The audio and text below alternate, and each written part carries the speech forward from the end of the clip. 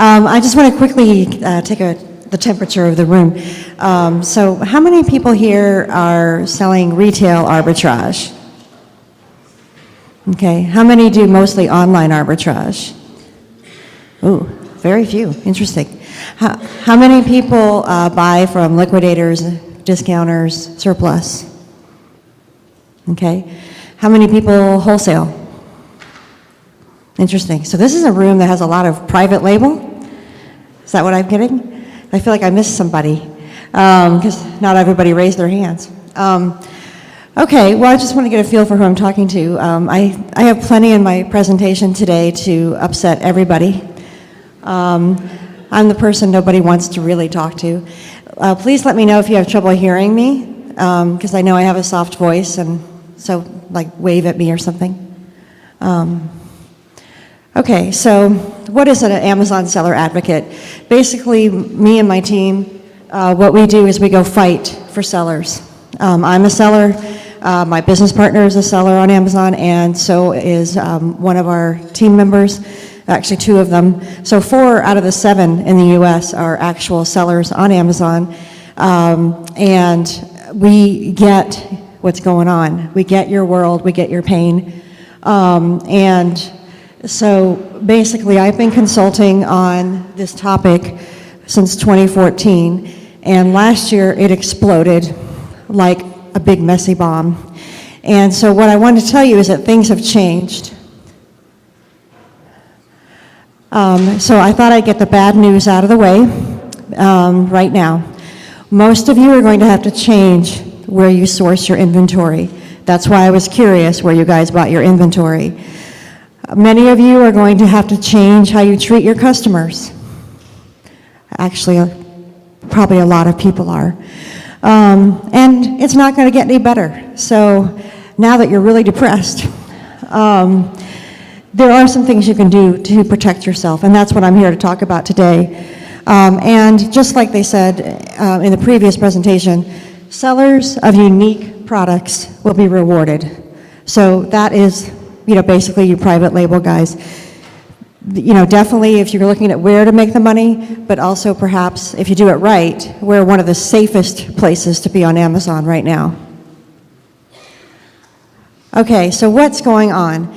In spring of last year, Amazon tweaked its product quality algorithm. To be more specific, they created a algorithm. They didn't have one before, really. And so all of a sudden, people who had never had issues before, people who'd sold for 5 and 10 years on Amazon, were suddenly getting suspended for things they'd never even heard of before. Used, sold as new, things like that, inauthentic, counterfeit, what did that mean? So this is Peter Drucker's quote, but it could come straight from Amazon as well. They are fanatic about product quality. And in case you're wondering, product quality is your problem, not theirs. So there was no warning when they changed the algorithm. They didn't provide us with new metrics.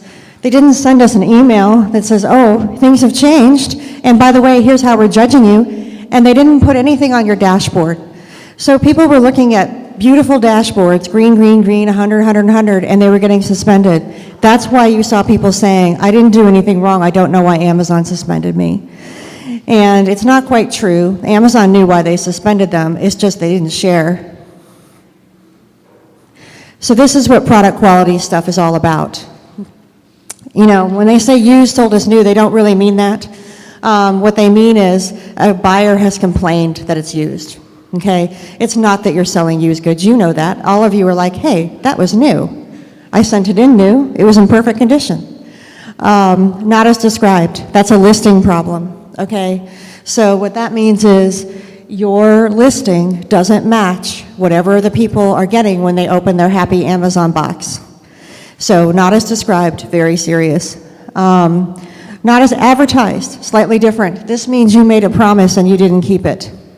Right? This one plagues my supplement sellers, right? Because people take their pills and they're still fat or stupid or impotent. So anyway, it's a problem. Defective, pretty generic, could be anything. Could be the product, could be got damaged in shipping. People choose defective for a lot of reasons. Damaged, that should be straightforward. Counterfeit, fake. Okay, again, normally not real. Okay, Amazon knows that most of those claims of counterfeit, fake are bullshit. And so they basically give you a chance to prove that. Only rarely have I seen truly counterfeit goods. And we got them reinstated. So, but most of the time, what it is you just prove that it's legit and you're fine.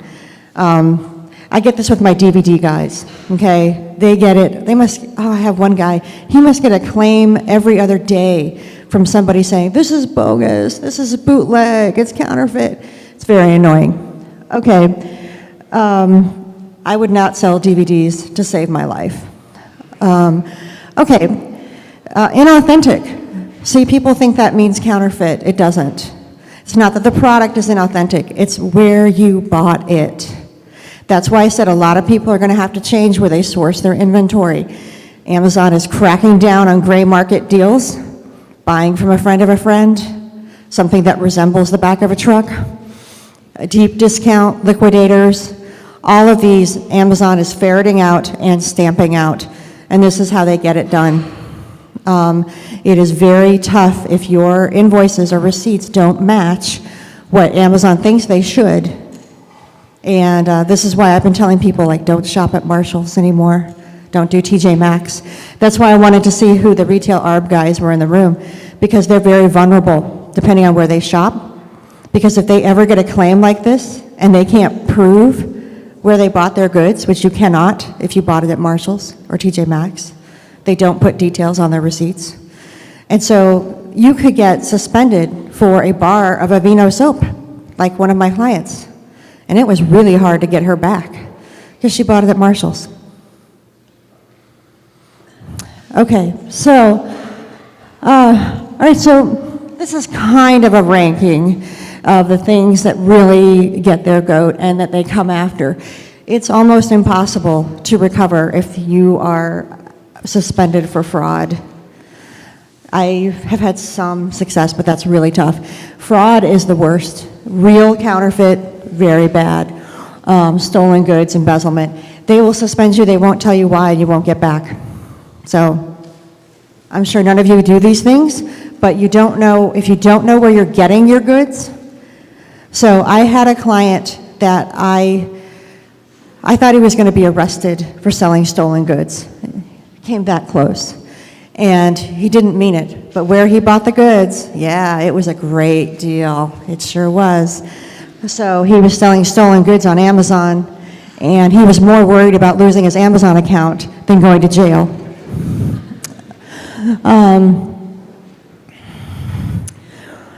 Okay, pop quiz.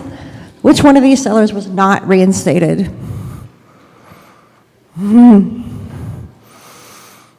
Okay, this is probably one of the toughest to get somebody back from. And again, it's because Amazon is so rigid on where you're buying your product. They are so particular about getting rid of the gray market deals.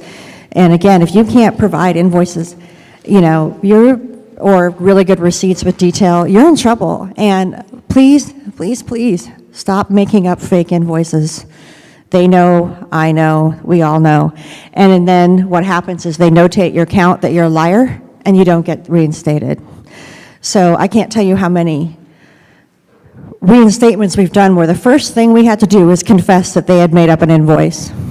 Don't do it. It's better to say I don't have an invoice and I'm an idiot than it is to give them a fake invoice. Seriously. Confess. Okay, so who's vulnerable to the New World Order at Amazon? These guys. Dropshippers, oh yeah, I forgot to mention them. If you dropship, man, you better have the best partners in the world, or you are a suspension waiting to happen. Amazon is adamant against dropshippers, or to be more specific, they are adamant against all the side effects of dropshippers. Canceled orders, slow orders, you know, delayed orders, product quality issues. Oh my gosh. Don't drop ship. Have the product in hand. Liquidators, again, you can't trace the provenance of the product. Half the stuff liquidators sell is shelf pulls. A lot of it is actually used. It is returns and things like that. And so you are, in fact, selling used, sold as new. Stickerless comminglers. You know who you are. Your problem with the stickerless comminglers is that you can't prove which product is yours. You get a product quality complaint. You know, Amazon just pulled a product off the shelf. It could be you, it could be somebody else. So, you know, my feeling is, and I've had people fight me on this, and I'm like, okay, so start with the products that they're complaining about and label those. Pay the 20 cents to have Amazon label your goods. It's worth it to make sure that they're at least complaining about your goods. I mean, why get suspended for somebody else's screw up? Okay, private label. Here's a word, since this is obviously, there's a lot of private label people here. Putting a sticker on a product is not good enough. Amazon will not support your brand rights if all you have is a sticker on the product. You have to actually have your brand permanently affixed to that product. So not just the box, not just a sticker. The brand, otherwise it's a generic as far as Amazon's concerned, and they will not support it. So keep that in mind. I get private label guys all the time who have inauthentic claims, and they say, I don't understand, I'm the manufacturer. You know, I'm buying from myself, basically. And I'm like, yeah, but you're selling a generic. Okay, you saw that huge number of how many people also sell on eBay. eBay has really affected the mentality of online sellers to the degree that they bring their eBay attitude towards Amazon, and Amazon punishes that because, you know, on eBay you can say things like new in box, or, you know, not complete, or it's missing something, and you can sell it that way. You cannot do that on Amazon. Amazon expects perfect product every time, and so none of the things that are just perfectly fine on eBay work on Amazon, and if you don't learn that immediately, you're going to get suspended. Okay, so here's a little tip if you are suspended. If you have a good plan of action, keep fighting. Okay, a lot of times they will deny you kind of right off the bat. It's like working with an insurance company, right? It's cheaper if you just go away. So a lot of times they will deny you, and you have to be persistent. We have worked with clients where we had to submit their plan of action 4, 5, 6 times before somebody read it, right?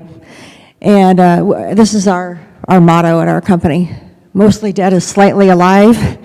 And so even if we have a client that's banned, has been told to never write them again, we still get them reinstated many times. I just wanted to show you this report because it's in another quirk of Amazon that we don't understand.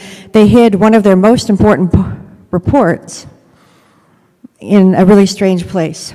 So this is the Imperfect Orders report. And basically, it is your roadmap to knowing what's going on in your account. I run this every week for my clients, and we look at the ASINs that are gathering problems. This report tells you every imperfect order. In Amazon's world, an imperfect order is when a customer emails you, when they return a product, when they, you know, file an A to Z claim, you know, anything that they do. If they don't just get their product and run away happy, it's an imperfect order. So this report will tell you what's going on with your account. You can check which ASINs are building up problems. You can figure out what's wrong. So find this report and read it every week, and it's your roadmap, and it will tell you where to look to see what they're saying. Okay, so these are the reports that I suggest people look at every week. So this is the one to help you avoid being suspended. If you know what's happening in your account, you can do something about it. Most of my clients had no idea. They've never seen the Imperfect Orders report. They were not looking at their returns to get clues as to what was going wrong. And many of them didn't pay attention to their customer messages, let alone their negative feedback. So basically, to wrap this up, Basically, what's the solution to avoid getting suspended? You need to understand the new metrics. And again, these are the ones I've made up, i.e., I tell people, if you see that you have 3 problems on an ASIN in a 60-day period, 3 negative problems, you should investigate. Investigate then, fix the problem then. Don't wait till it's 10 or 15, or Amazon will be suspending you. Pay attention, listen to your customer like never before. They're going to give you clues. In fact, I tell my clients that they should go ahead and every time someone returns a product for a negative reason, they should follow up with them later and find out why. Politely, nicely.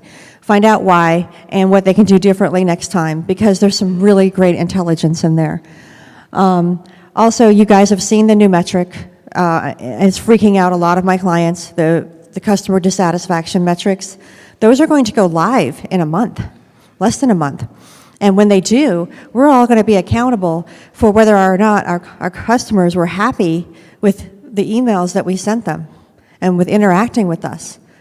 Now, if you think you have a problem now with negative reviews and with negative seller feedback, wait till this hits us. Most of my